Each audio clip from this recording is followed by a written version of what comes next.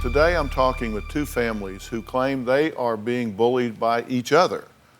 There are lawsuits and death threats, and this is based on a high school dispute between one mother's daughter and the other family's son. I'm going to let you talk about what you want to talk about because I want to give you a chance to be sure that you've been heard. Okay. Have you been heard?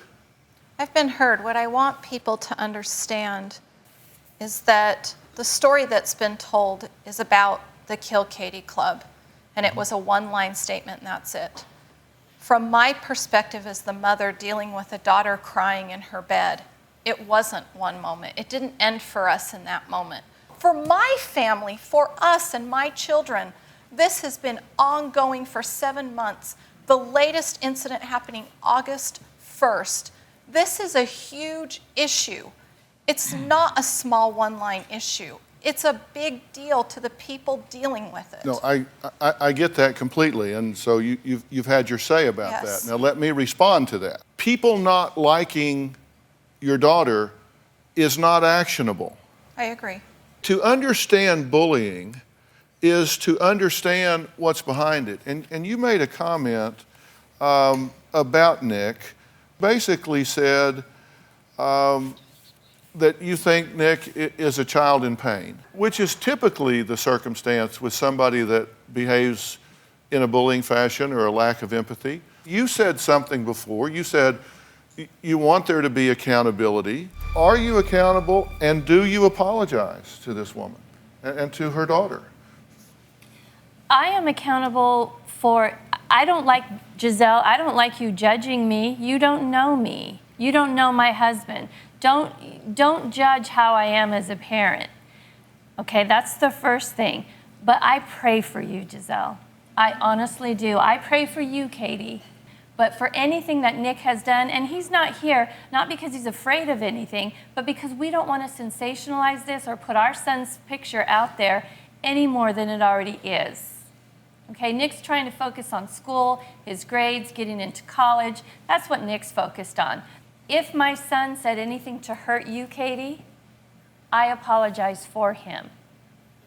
He's hurt me so much. Okay. It's likewise, Katie. It's likewise. But you know what? I apologize. And this is the first time I've gotten an apology.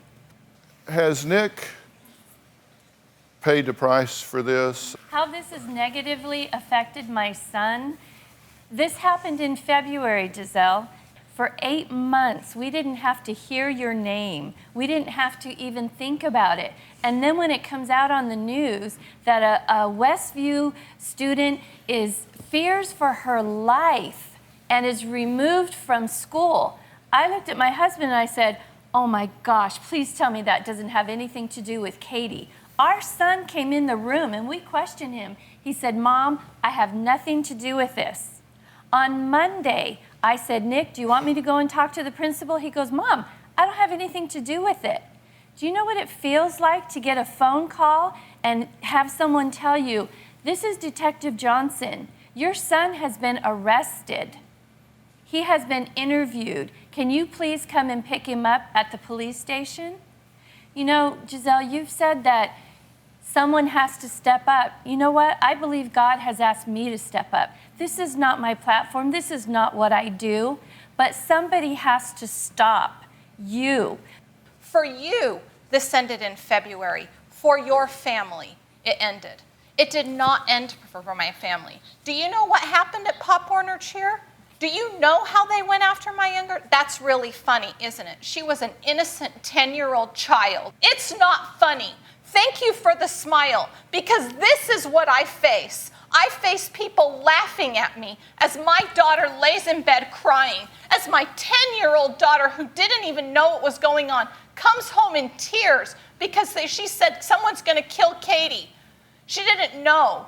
You people don't know what it is like to receive tweets and texts and Facebook messages, to have your picture slandered online to 80 million people. Do you have a story or a question for me? Click the link in the description and tell me what in the world is going on.